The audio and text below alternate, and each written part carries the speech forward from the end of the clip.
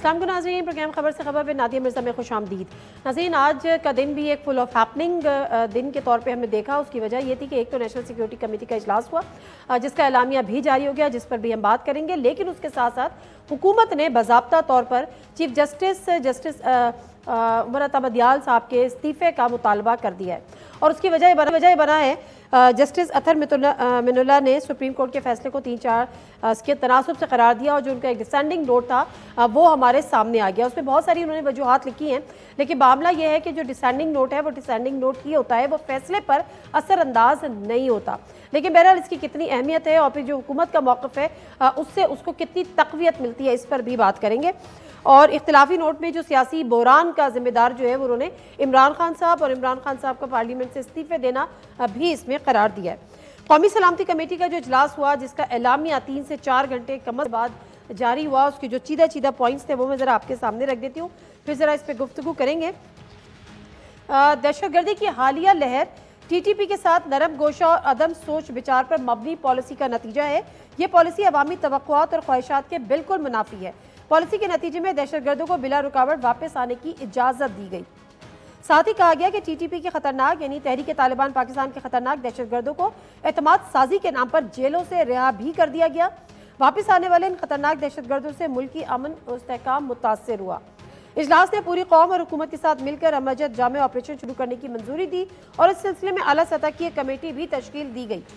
Committee 2 हफ्तों में इस पर अमल दरामद और इसकी हुदूद व क़यूद से मुताल्लिक़ सिफारिशात पेश करेगी। कमेटी ने मुल्क दुश्मनों के मज़मूम अज़ाइम नाकाम बनाने के अज़्म का आदा भी किया। कमेटी ने बढ़ती हुई नफरत अंगेज़ी, माशरे में तकसीम और दरपर्दा अहदाफ की आड़ में रियासती इदारों और उनकी क़यादत के खिलाफ बैरूनी स्पॉन्सर जहरीला प्रोपेगेंडा सोशल मीडिया पर फैलाने वालों की कोशिशों की शदीद मज़म्मत की और कहा कि इससे कौमी सलामती मुतासर होती है। तो ये वो एलामिया जारी किया गया जिसकी सब पर नज़रें थीं और देखा यह जा रहा था कि मामलात जो हैं वो अब किस तरफ जाएंगे, आने वाले सिमत इससे मुतय्यन होगी। सीनियर तज्ज़िया सहीनियर सहाफ़ी मालिक साहब, मोहम्मद मालिक साहब हमारे साथ टेलीफोन लाइन पर मौजूद हैं। ज़रा उनका तज्ज़िया इसमें जानते हैं। अस्सलाम वालेकुम मोहम्मद मालिक साहब। जी, बहुत शुक्रिया सर आपके टाइम का। पहले मुझे बताइएगा कि ये जो नेशनल सिक्योरिटी कमेटी का हमने बाज़ाब्ता तौर पे एलामिया देखा है, इस एलामिये की रोशनी में आपको आने वाले दिनों में जो बात की गई दहशतगर्दी के खिलाफ जंग और ये सारी चीज़ें, इलेक्शन होते 14 मई को नज़र आ रहे?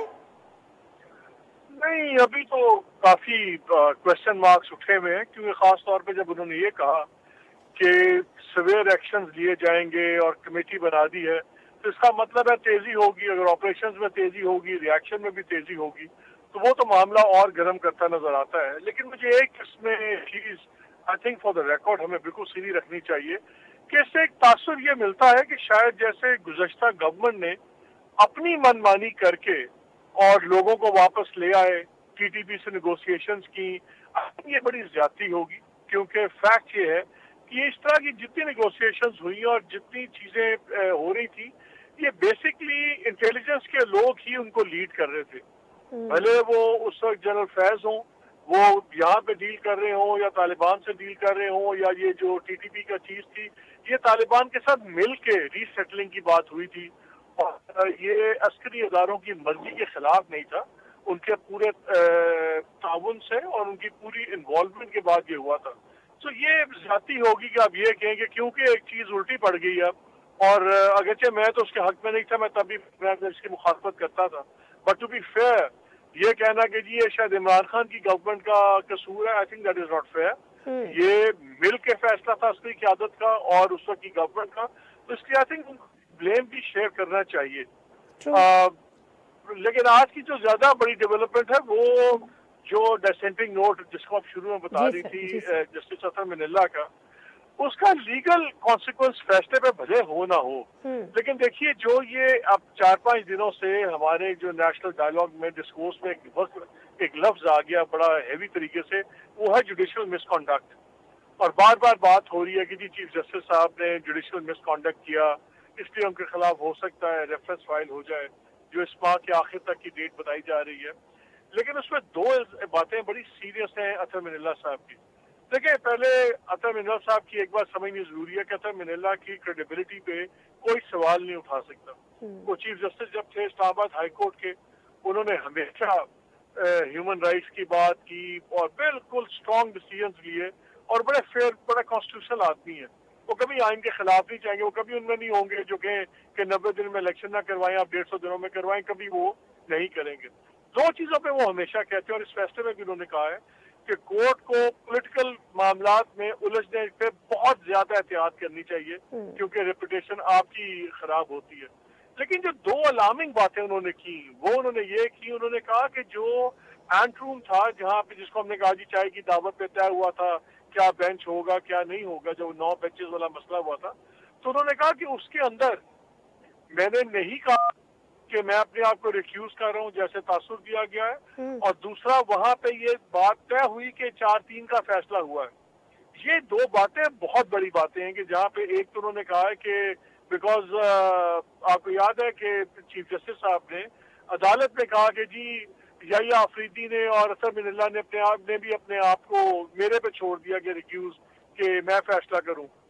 उन्होंने वाजे किया है, उन्होंने कहा मेरा ना कोई रीजन था बेंच से हटने का, ना मेरा कोई जवाब था, और मैं तो मेरी तो अंडरस्टैंडिंग ये थी कि मैं बेंच में बैठूंगा। तो ये बड़े सीरियस इल्जाम लग गए हैं चीफ जस्टिस के ऊपर और ये जुडिशल मिसकंडक्ट के ज़मरे में आते हैं। ओके ठीक है, thank you very much Muhammad Malik साहब। आपके तज्ज़िये का प्रोग्राम हम आगाज़ करेंगे। जो हमारे पैनलिस्ट हैं उनसे भी तारुफ आपका करा देती हूँ। अली मोहम्मद खान साहब, former state minister of parliamentary affairs, doctor Tariq Fazal Chaudhry साहब, प्रेसिडेंट PMLN इस्लामाबाद, सीनियर रहनुमा हैं। दोनों शख्सियात का बहुत बहुत शुक्रिया प्रोग्राम में शामिल होने का। और आज के जो कोई क्वेश्चंस हैं जिसमें हमें बात करनी है वो ज़रा मैं अपने नाज़रीन से और अपने पैनलिस्ट से शेयर कर लूँ। सवाल नंबर 1, कौमी सलामती कमेटी का इजलास, दहशतगर्दों के खिलाफ ऑपरेशन जारी रखने का आज़म, दहशतगर्दों को एतमाद साजी के नाम पर जेलों से रिहा किया गया, दहशतगर्दी की हालिया लहर TTP के लिए नरम गोशा रखने की बदौलत, क्या इन हालात में इंतखाबात मुमकिन होंगे? सवाल नंबर 2, तहरीक इंसाफ का मुज़ाकरात के जरिए कौमी इंतखाबात की तारीख तय करने का मुतालबा, हुकूमत का गुरेज, क्या ये इंतखाबात से फरार नहीं तो फिर क्या है? सवाल नंबर 3, जस्टिस अतर मिनुल्लाह का इख्तिलाफी नोट जारी, हुकूमत का चीफ जस्टिस से मुस्ताफ़ी होने का मुतालबा, शहबाज शरीफ के अदलिया से फैसले पर नज़रसानी और फुल कोर्ट बेंच बनाने का मुतालबा, क्या फैसला आने के बाद इन मुतालबात पर अमल दरामद मुमकिन है? दोनों मेहमानों का बहुत बहुत शुक्रिया। तारिक फजल चौधरी, आपसे इस बात का आगाज़ कर लेते हैं कि अब ये जो एलामिया जारी हुआ है आज नेशनल सिक्योरिटी कमेटी का, इसमें 2-3 चीज़ें बड़ी अहम हैं। एक तो ये कि ऑपरेशन जारी रखने की बात की है और दहशतगर्दी रोकने की बात की है, और उसके साथ साथ जो इसकी जिम्मेदारी ठहराई है वो पिछली हुकूमत ही है जिसने TTP को ही बेसिकली इशारा दिया है कि TTP के लिए नरम गोशा रखने की। तो क्या इसका जो मुकम्मल तौर पे इसकी जिम्मेदारी जो है वो पिछली हुकूमत और वजीर आजम इमरान खान पर ही आयद होती है या इसके अलावा भी आप समझते हैं कि कोई इसके जिम्मेदार हैं? बिस्मिल्लाहिर्रहमानिर्रहीम, बहुत शुक्रिया आपका, प्रोग्राम में आपने दावत दी। देखिए, जिस मसले की तरफ आपने इशारा किया है, यकीनन ये मसला एक बड़ा परेशान कुन मसला है और पाकिस्तान में हजारों की तादाद में जो दहशतगर्दी की जंग है इसके खिलाफ लड़ते हुए हमारे अफवाज ने, हमारी इंटेलिजेंस के इदारों ने, पैरामिलिट्री ट्रूप्स ने, police, civil law enforcing agencies और सबसे बढ़ के अवाम बेशुमार जो है वो शाते हैं। तकरीबन 70-80 हज़ार से शायद अब तो लाख शायद न पहुंच गई हों, अल्लाह ताला महफूज रखे। इस हद तक कुर्बानियां जो है वो पाकिस्तान की अवाम ने दी हैं और अल्लाह के फजल से जो मियां नवाज शरीफ साहब का दौर था, यानी 2013 से 18 तक का दौर, उसमें आप ये कहें कि मुल्क से दहशतगर्दी का तकरीबन या अमलन आप कहें मुकम्मल खात्मा कर दिया गया था। अब उसके बाद जो दौर रहा, मैं समझता हूँ कि जो ऑब्जर्वेशन जिसका आपने जिक्र किया है, आपको देखना पड़ता है कि कौन से ऐसे अवामिल हैं जिनसे आपने बातचीत करनी है, कौन से ऐसे अवामिल हैं जिन्हें आपने, जैसे अभी आज खबर मैं देख रहा था कि जिसमें जो बलूचिस्तान में बलूचिस्तान लिबरेशन आर्मी और फलां जो इस तरह के लोग थे जो दहशतगर्द थे, उनके जो बानी मेंबर थे, उन्होंने लॉ एनफोर्सिंग एजेंसीज के सामने सरेंडर किया। उन्होंने लॉ एनफोर्सिंग एजेंसीज के रवैये को और उनकी उस कॉज को देखते हुए उनके सामने सरेंडर किया। यानी आपको इन तंजीमों को इस अंदाज से कि वो पाकिस्तान के अवाम के जानो माल से ना खेलें, बेगुनाहों का खून ना बहे। किसी अगर आप ये कहें कि स्टेज पे लेके आ सकते हैं तो वो एक और बात है, लेकिन आप उनसे इस तरह की बात कि नरमी का वो अंदाज जिसका भी आपने जिक्र किया, जैसे ये नरम गोशा रखता कौन था? मैं जानना ये चाह रही हूँ कि एलामी में जो ये जारी हुआ है कि टीटीपी के लिए नरम गोशा रखने की बदौलत हुआ, तो ये नरम गोशा कौन रखता था? देखिए, मैं अब इस प्लेइंग गेम में नहीं पढ़ूंगा कि कौन रखता था और क्या नहीं था, लेकिन इमरान खान साहब का बहरहाल टीटीपी के हवाले से या इन तंजीमों के हवाले से बहरहाल एक नरम गोशा रहा है, इसमें कोई शक नहीं है। और जब ये इस तरह के वाकयात बढ़ते हैं तो फिर इमरान खान साहब को तो फर्क नहीं पड़ता, लेकिन मुल्क उससे बहुत ज्यादा जो है वो सफर करता है। बिल्कुल ठीक। अच्छा, जरा मैं इसको आगे बढ़ाती हूँ। अली मोहम्मद खान साहब, अब ये जो एलामिया जारी हुआ है जिसमें उन्होंने कहा है कि दहशतगर्दी को एतमाद साजी के नाम पे जेलों से दहशतगर्दों को रिहा किया गया, फिर दहशतगर्दी की हालिया लहर जो है वो टीटीपी के लिए नरम गोशा रखने की बदौलत हुई है।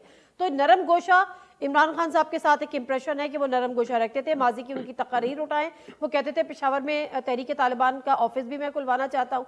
लेकिन सवाल ये है कि क्या वो जो पिछले हुकूमत में जो उनकी पॉलिसीज रही, अगर कहा गया कि जी जेल से छुड़वाया, लोगों को आबाद किया, वापस लेकर आए, उनकी सेटलमेंट में मावनत की, तो क्या ये खाली इमरान खान थे या ये स्टेट पॉलिसी थी? बहुत शुक्रिया। बिस्मिल्लाहिर्रहमानिर्रहीम। अल्लाहुम्मा सल्लि व सल्लिम व बारिक अला सय्यिदिना मोहम्मद व अला आलि मोहम्मद। बहुत ही एक मुबहिम सी बात नेशनल सिक्योरिटी कमेटी की, ये जो अभी मैं तो खैर तफसील से नहीं पढ़ा, लेकिन जो आपकी गुफ्तगू से मुझे आइडिया हुआ है, तो मुबहिम सी बात है कि क्या मतलब है नरम गोशे का। और ये एक बात तो बिल्कुल वाजे कर देना चाहता हूँ कि जब भी कोई इस तरह के मामलात होते हैं तो उस बाकायदा डिस्कशन होती है नेशनल लेवल पे सिक्योरिटी एस्टेब्लिशमेंट के साथ, और जो डिसीजन होती है वो एक इन्फॉर्म्ड डिसीजन होती है। क्योंकि आज मियां शहबाज शरीफ साहब या माजी में इमरान खान साहब या कोई भी वजीर आजम जो होता है, तो सिक्योरिटी मामलात के लिए वो डिपेंड करता है अपनी जो हमारे हसास इदारे हैं, हमारी जो फौज है, जो हमारे और पैरामिलिट्री के इदारे हैं, सारी इंफॉर्मेशन आती हैं, उस पर फिर सब लोग बैठते हैं, सब लोग डिस्कशंस करते हैं। एक बात क्लियर हो जाए, चाहे आज की हुकूमत है या माजी की हुकूमतें हैं, उनमें डिसीजन मेकिंग में गलती तो हो सकती है, लेकिन उनमें मुल्क से गद्दार ना कोई था ना है। ना इमरान खान साहब गद्दार थे, ना शहबाज शरीफ साहब, ना नवाज शरीफ, ना आसिफ अली जरदारी, कोई नहीं। हाँ, पॉलिसीज में आप डिफरेंस ऑफ ओपिनियन हो सकता है, तो एक तो हमें अपने जहन से ये चीजें निकाल देनी चाहिए, फलाना गद्दार था, फलाना गद्दार नहीं, जब तक साबित ना हो जाए। तो ये जो डिसीजन है ये वाली, ये मैंने बात इसलिए की है कि हमेशा जो सियासी लीडरान हैं, जो वज़राए आज़म हैं, उनके बारे में ऐसी चहमगोइयां होती हैं, फलाने ने ये कर दिया, वो कर दिया। ये जो लोग भी टॉप लेवल पे काम करते हैं, जिन्होंने काबीना में कभी काम किया है, डॉक्टर साहब ने भी काम किया है, तो उनको ये पता होता है कि ये स्टेट लेवल की डिसीजन मेकिंग होती है, जिसमें वेल इन्फॉर्म्ड डिसीजन आती है। उस पर फिर वज़ीर आज़म होते हैं, उनके पास सेक्रेटरी, इससे तो डेफिनेटली इनकार नहीं किया जा सकता कि स्टेट लेवल की जो है वो ठीक है। मुझे एक ब्रेक लेना है, ब्रेक से मैं वापस आऊंगी। तो सवाल ये है कि हमें ये समझने की जरूरत है कि जब टीटीपी के लिए नरम गोशे की बात हो, जैसे अब मोहम्मद मालिक साहब भी कह रहे थे, अली मोहम्मद खान साहब भी कह रहे हैं कि ये स्टेट पॉलिसीज होती हैं, स्टेट लेवल के डिसीजंस होते हैं, बाकायदा मीटिंग्स होती हैं, नेशनल सिक्योरिटी कमेटीज की मीटिंग्स होती हैं। तो अगर ये चार्जशीट है तो क्या ये सिर्फ इमरान खान के खिलाफ चार्जशीट है या उन रिटायर्ड जनरल्स के खिलाफ भी चार्जशीट है जिन्होंने इसमें मावनत की है, जिन्होंने इसकी पॉलिसी मेकिंग में जिन्होंने हिस्सा लिया? दूसरा हिस्सा इसका यह है कि अगर दहशतगर्दी के खिलाफ जिस तरह से जंग जारी रखने की बात हो रही है, फर्दर एक कमेटी तश्कील दे दी गई, एक जामा ऑपरेशन शुरू करने की, तो इसका मतलब क्या इससे हम ये ले सकते हैं कि हमारे ट्रूप जो है वो इसमें बिजी होंगे और जिसकी वजह से इलेक्शन में वो सिक्योरिटी की जो जिम्मेदारियां हैं वो शायद पूरी ना कर सकें और इसमें फिर एक और हर्डल क्रिएट हो इलेक्शंस के इनेकाद में? ब्रेक लेती हूँ, वापस आती हूँ, इस पर ज़रा बात करते हैं।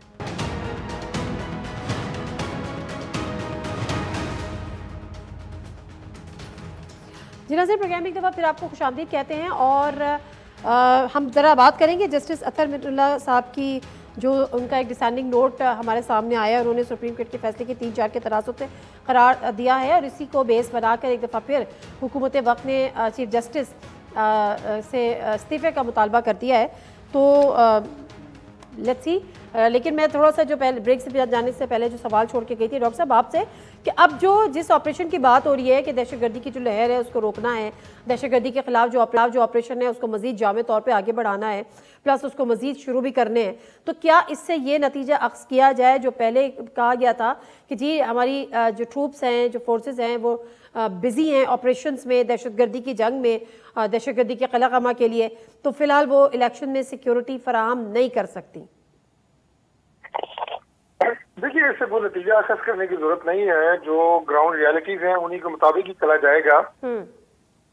کسی طرح کی بھی ازمپشن یا کسی طرح کی بھی میں سمجھتا ہوں کہ اندازے لگانے جو ہیں وہ کسی بھی سیاست کے لیے مناسب نہیں ہے، کیونکہ اندازہ لگانے کا مقصد یہ ہے کہ شاید حقیقت کچھ اور ہے اور بیان کچھ اور کی جا رہی ہے، جبکہ یہ تو ساری صورتحال آپ نے خود ہی اپنے پروگرام میں بیان کی ہے. دہشت گردی کی نئی لہر کی بات کی ہے، نئی جو قیمتی انسانی جانوں کا نقصان ہوا ہے آپ نے اس کی بات کی ہے.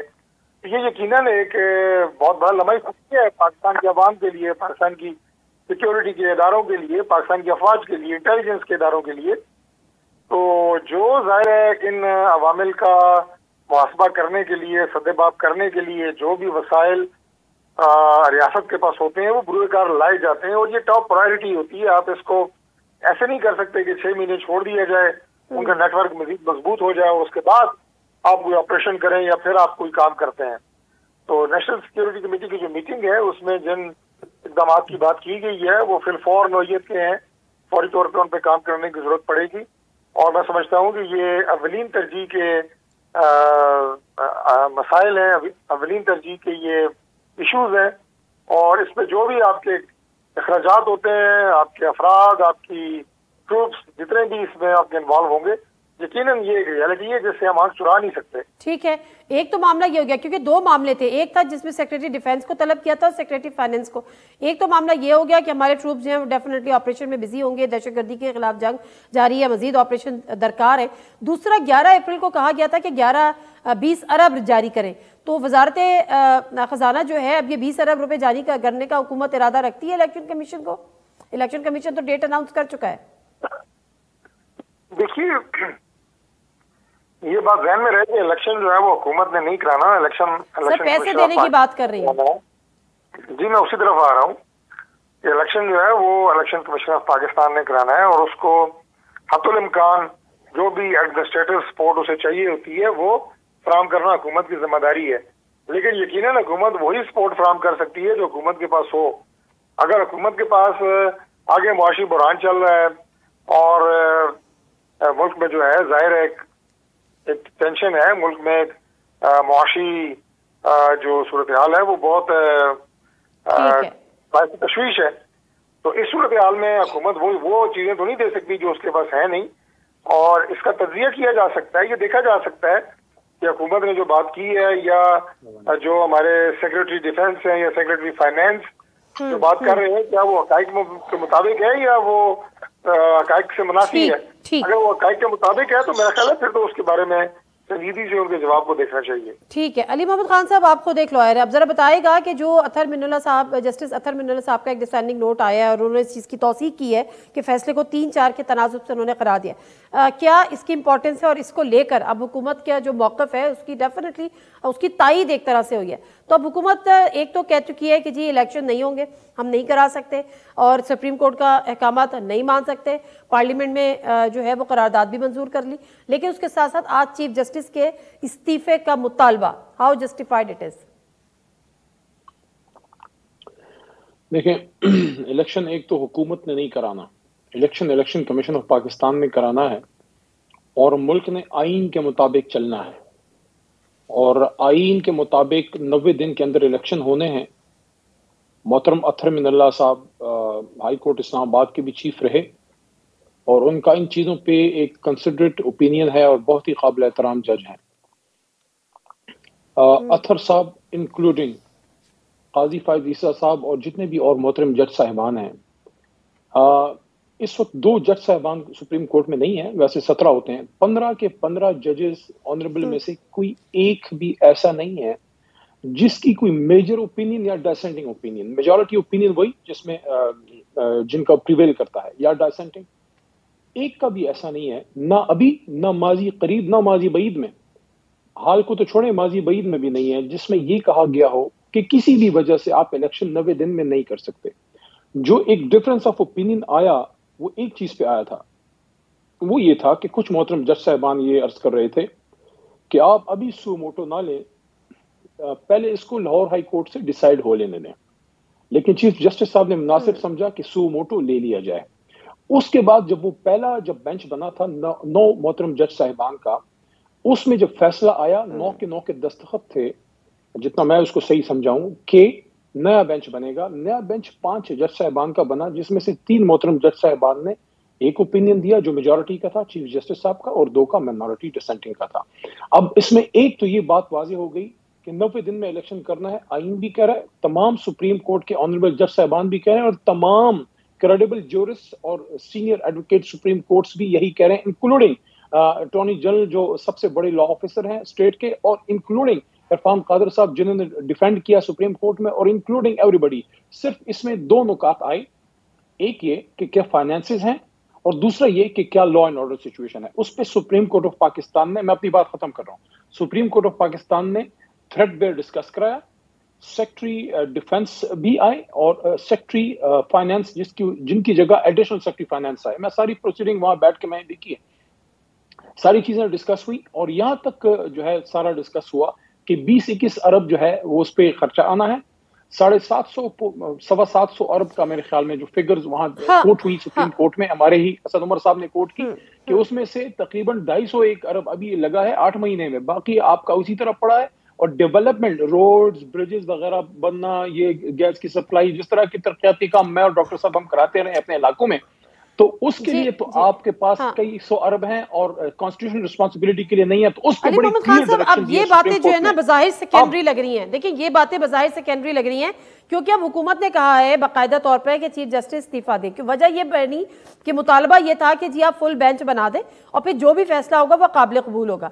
अब जब सुप्रीम कोर्ट के अंदर एक तकसीम है, सुप्रीम कोर्ट के अपने जो पैनल के जजेस हैं वो उस पर एतराज़ उठा रहे हैं, अस खुद नोटिस लेने पे एतराज़ उठा रहे हैं, बेंच बाइस्ड होने के इल्ज़ामात लग रहे हैं, और फिर हुकूमत मुकम्मल तौर पर मुस्तरद कर रही है। तो ऐसे में क्यों कर मुमकिन है कि जिस बेंच को मुस्तरद किया जाए या जिस बेंच पे अदम एतमाद किया जाए और फिर उनके अपने जजेस उठ के सवाल उठा लें, उसके फैसले को तस्लीम किया जाए?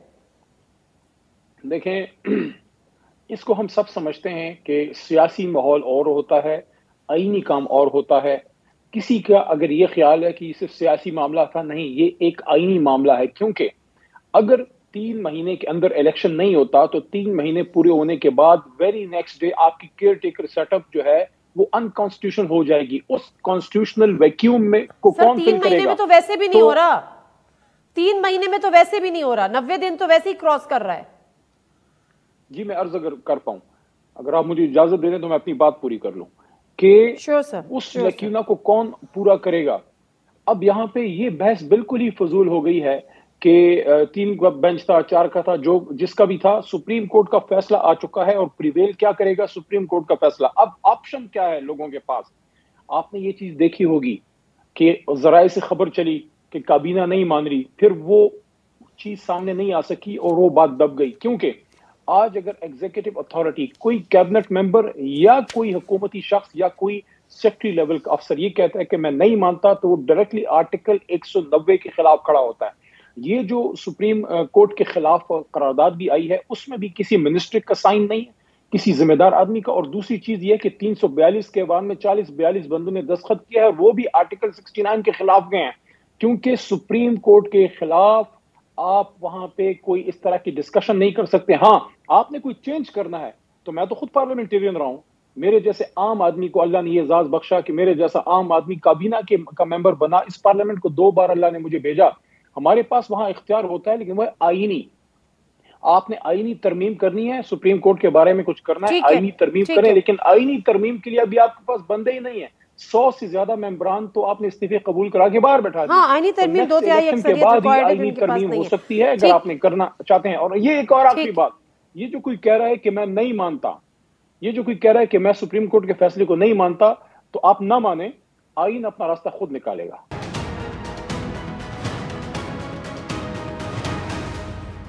अच्छा डॉक्टर तारिक हसन चौधरी साहब, ये तो सारी एक आईनी बहस है, अब होना है 11 अप्रैल को पता चलेगा اس کے بعد پھر کون کون توہین عدالت کا مرتکب ہوتا ہے وہ پھر کورٹ جانے اور پھر چیزیں ہوں.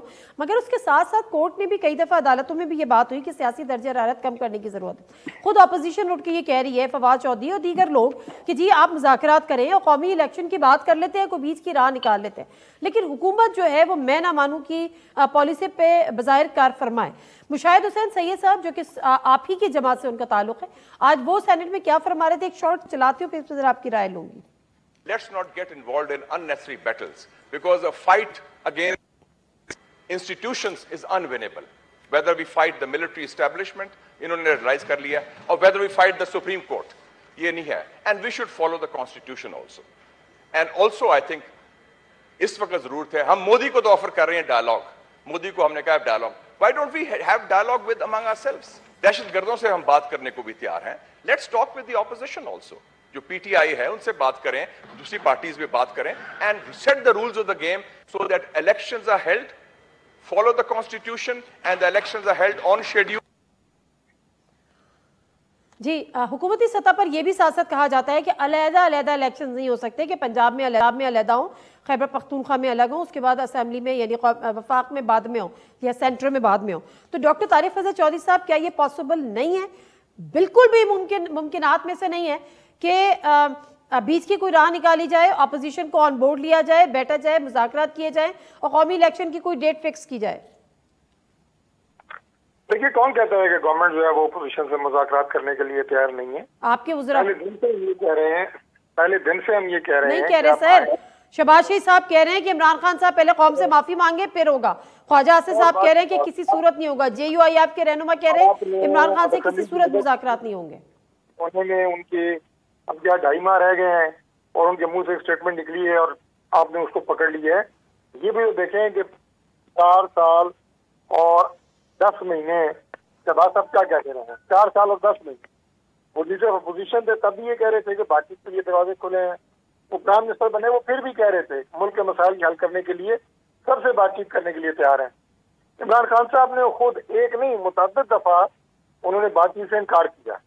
اب ظاہر ہے جب ایک نہیں کئی دفعہ وہ بات چیت سے انکار کریں گے تو اس کے بعد اس طرح کی وہ اسٹیٹمنٹ جو ہے وہ گورنمنٹ کی طرف سے آئی ہے. میں سمجھتا ہوں کہ آج آپ دیکھیں اگر الیکشن کی بھی بات ہو رہی ہے، ہم انہیں متنازع الیکشن کیوں کہہ رہے ہیں؟ اس لیے کہ اگر یہ الیکشن ابھی ہوتے ہیں نئے میں تو کیئر ٹیکر گورنمنٹ ہونی چاہیے مرکز میں، جو کہ نہیں ہے. اور اگر الیکشن پنجاب میں ہو جاتے ہیں نئے میں، اکتوبر میں قومی اسمبلی کے الیکشن ہوتے ہیں تو صرف پنجاب میں 148 سیٹیں ہیں قومی اسمبلی کی. وہاں اگر کسی پولیٹیکل پارٹی کی گورنمنٹ ہوگی اس الیکشن کو کوئی نہیں مانے گا. اور یہ پھر ایک دفعہ کی بات نہیں ہے، جب تک پاکستان قائم ہے تا قیامت انشاءاللہ ہر 5 سال بعد یہ خطرہ ملک میں کھڑا ہوگا. بالکل صحیح. ایک الیکشن 4 مہینے پہلے، ایک الیکشن 4 مہینے بعد. تو یہ چیزیں بات چیت کے ذریعے حل ہو سکتی ہیں. لیکن اپوزیشن ہے کہاں؟ کبھی اپوزیشن پارلیمنٹ کو گالیاں دے رہی ہوتی ہے، کبھی اپوزیشن جو ہے وہ دھرنے کر رہی ہوتی ہے، کبھی اپوزیشن جو ہے وہ بائیکاٹ کر رہی ہے، کبھی اپوزیشن نے استعفے دیے ہوئے ہیں. تو اب ظاہر کو گھروں میں جا کے زبردستی تو نہیں بات چیت ہو سکتی نا. بات چیت تو فورم یہی ہے، پارٹی کانفرنس ہو سکتی ہے، پارلیمان ہو سکتا ہے. ضرور ہے آپ کل ان کے نئے میں نے منتخب میں محسن لغاری صاحب کل قرارداد جب پاس ہو رہی تھی تو میں نے دیکھا وہ ایوان میں موجود تھے، 2 ممبر شاید ان کے بیٹھے تھے. سر جب یہ واپس آنا چاہ رہے تھے تو آپ لوگوں نے دروازے بند کر دیے. اور یہ دروازے تو بعد میں بند ہوئے نا، گئے کیوں؟ استعفے دیے کیوں؟ اس میں بھی ذرا اپنا آپ میں کوئی پارلیمان کو لفظ بھیج کے اس میں استعفے دینے کی کیا ضرورت ہے؟ جب بات چیت پارلیمان میں ہونی ہے، الیکشن لڑ کے پارلیمان میں آنا ہے، پارلیمان کے علاوہ آپ کا گورنمنٹ میں جانے کا طریقہ بالکل ٹھیک ہے، بالکل درست. پارلیمان سے ہے، قانون سازی یہاں پہ ہے، بجٹ یہاں سے پاس ہونا ہے، تو کائے کو استعفیٰ دیں اور اس میں لانتے بھیجیں؟ بالکل ٹھیک ہے. سیاسی بحران ہے. اور thank you very much doctor Tariq فضل چودھری صاحب، علی محمد خان صاحب، بہت بہت شکریہ. اور جسٹس اطہر منٹو نے بھی یہی پوائنٹ اٹھایا کہ جو اس کا سیاسی بحران ہے وہ اس طرح سے پیدا ہوا کہ عمران خان صاحب نے اسمبلی سے جانا مناسب سمجھا، استعفے دیے اور وہاں پر وہ بیٹھے نہیں، جس کی وجہ سے ایک سیاسی بحران نے جنم دیا. اس کے بعد پنجاب اسمبلیز ٹوٹی اور خیبر پختونخوا کی اسمبلی ٹوٹی. اب بہرحال حکومت کہتی ہے کہ چیف جسٹس مستعفی ہو جائیں، کیونکہ یہ تمام جو خاص طور پہ جو جسٹس اطہر منٹو صاحب کے ڈسینڈنگ نوٹ کے بعد، اور برملا کہتی ہے کہ ہم ان کے فیصلے کو بھی تسلیم نہیں کرتے.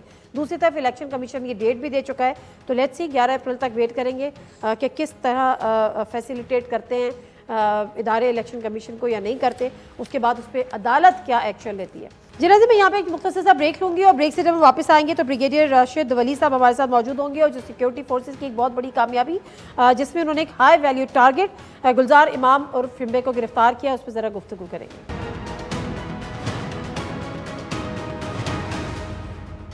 جی ناظرین، پروگرام ایک دفعہ پھر آپ کو خوش آمدید کہتے ہیں، اور پروگرام کے آخری حصے میں ہمیں بات کرنی ہے آج ایک انفارمیشن کے مطابق کامیاب انٹیلیجنس آپریشن جس کے نتیجے میں ہائی ویلیو ٹارگٹ گلزار امام اور شمبے کو کامیابی سے گرفتار کیا گیا۔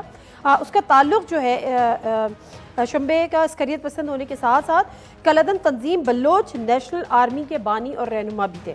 اس پر ذرا ہم گفتگو کریں گے، اور جو شخصیت ہمارے ساتھ اس میں موجود ہے بریگیڈیئر ریٹائر راشد ولی صاحب ڈیفینس ہیں۔ السلام علیکم بریگیڈیئر صاحب۔ تھینک یو بریگیڈیئر صاحب، مجھے ذرا بتائے گا کہ اس کی کتنی زیادہ امپورٹنس ہے، اور اس سے ہمیں، کیونکہ ہم نے بلوچستان کی جو صورتحال ہے ہمیں اور آپ کو بہت اچھی طرح، آپ تو زیادہ بہتر جانتے ہیں، تو کتنی ہمیں اس سے مدد ملے گی وہاں پہ امن قائم کرنے کے لیے اور دہشت گردی کا خاتمہ کرنے کے لیے؟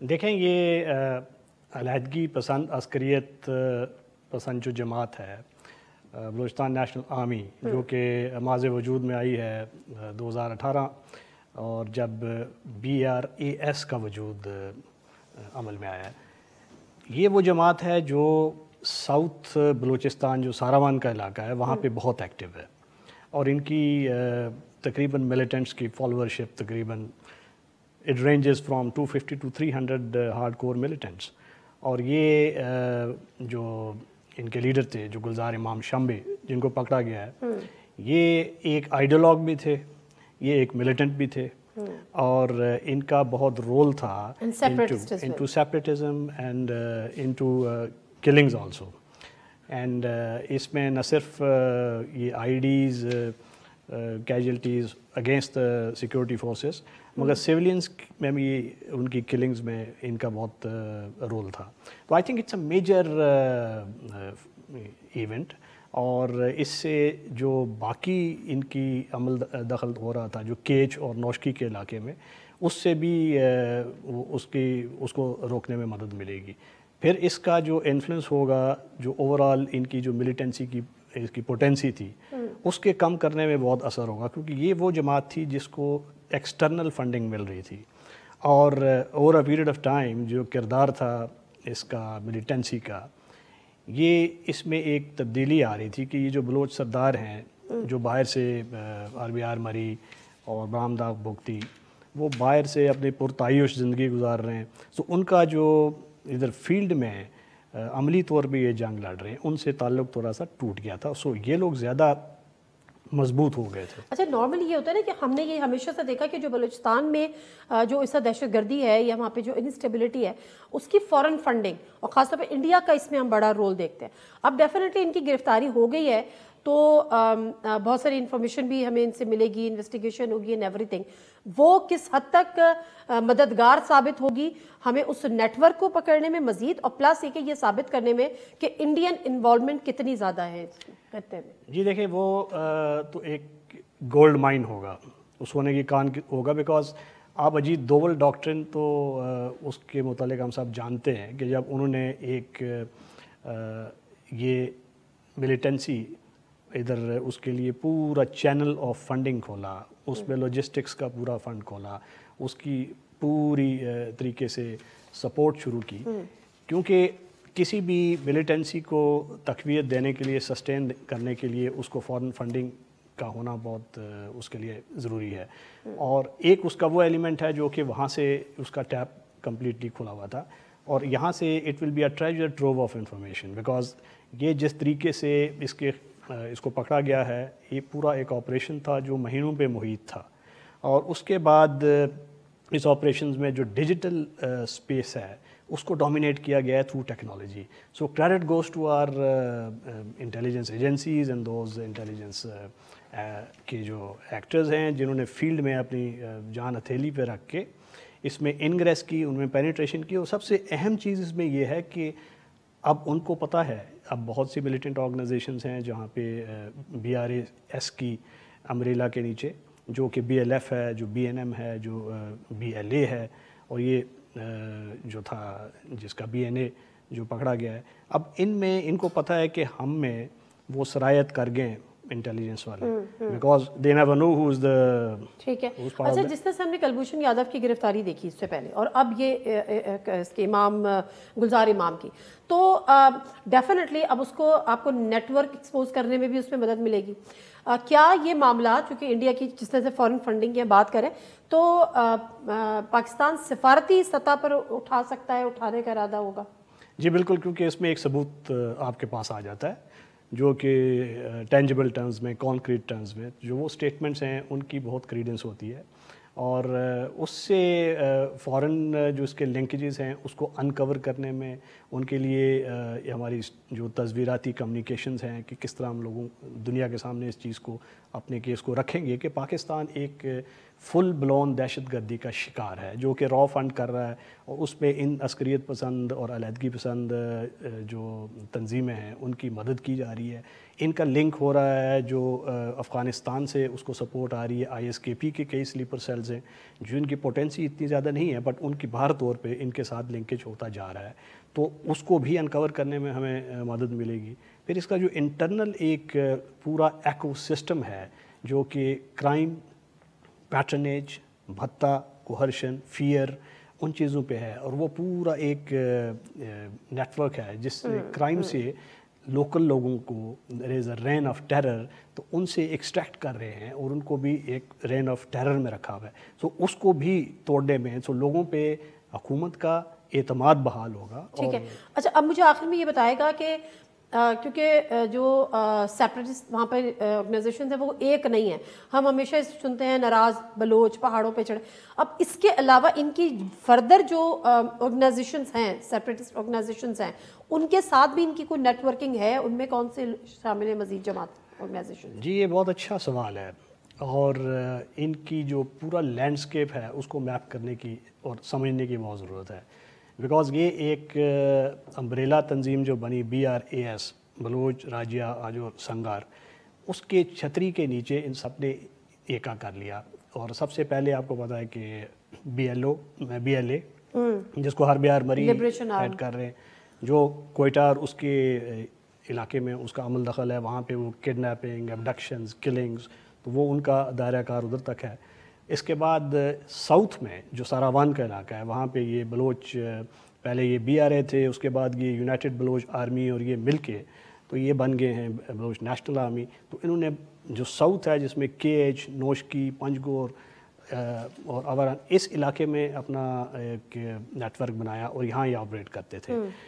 इसके अलावा BLF है विच इज़ ऑपरेटिंग जो मकरान का कोस्टल बेल्ट है, तो वो डॉक्टर अल्लाह नज़र उसका हेड है और वो एक है इसी तरह अस्करियत पसंद और अलहदगी पसंद है जिनका राइट्स बेस्ड मूवमेंट्स नहीं है। बाय द वे ये भी समझने की ज़रूरत है कि हम ये समझते हैं कि अगर हम इनकी ग्रीवेंसेस को एसुएज करें, उसका इजाला करें, मगर ये लोग उन ग्रीवेंसेस की तरफ नहीं जाते। ये कह रहे हैं कि जी हमें इंडिपेंडेंट एक चाहिए और उसको उसके ताने बाने बाहर मिलते हैं, बाहर की जो एजेंसीज़ हैं जिसमें रॉ है, तो वो इनको एक्टिवली स्पॉन्सर कर रहा है और ये नैरेटिव उस पर ये पक्के तौर पे अमल पैरा है। So it's a kind of a cancer which has metastasized. So हमें इनको लोगों की जो ग्रीवेंसेस, जो जेन्युइन लोगों के, जो पढ़े लिखे लोग हैं, जो चाहते हैं कि हमारे डेवलपमेंट फंड्स हमको मिलें, जो चाहते हैं कि हमारी गवर्नेंस बेहतर हो, जो चाहते हैं कि बलूचिस्तान में प्रॉपर तरीके से अमल हो, जिनके राइट्स बेस्ड हों, वो उनको इनसे सेपरेट करने की ज़रूरत है। इनके लिए काइनेटिक और उनके लिए नॉन काइनेटिक एक्शन। ठीक है, thank you very much sir for your time और हैविंग नो डाउट ये बहुत बड़ी अचीवमेंट है और जिस तरह से अभी ब्रिगेडियर साहब भी बता रहे हैं कि इससे हमें बड़ी मदद मिलेगी उस नेटवर्किंग को ख़त्म करने के लिए, उस नेटवर्क को एक्सप्लोर करने के लिए। ज़रूरत है कि जब हमें फर्दर इन्फॉर्मेशन इनसे मिलती है तो उसको इस मामला को, चूँकि रॉ फंडिंग है, फॉरेन फंडिंग इसमें इन्वॉल्व है और ये बात कोई नई नहीं है, हम पे काफ़ी अरसे से ये देख रहे हैं, सुन रहे हैं, हमारे पास सबूत भी है और हमने कई मामला सिफारती सतह पर उठाए भी हैं और इन जैसे मामला मज़ीद भी सिफारती सतह पर उठाने की ज़रूरत है। प्रोग्राम से दीजिए नादिर मिर्ज़ा को इजाज़त। अल्लाह हाफ़िज़।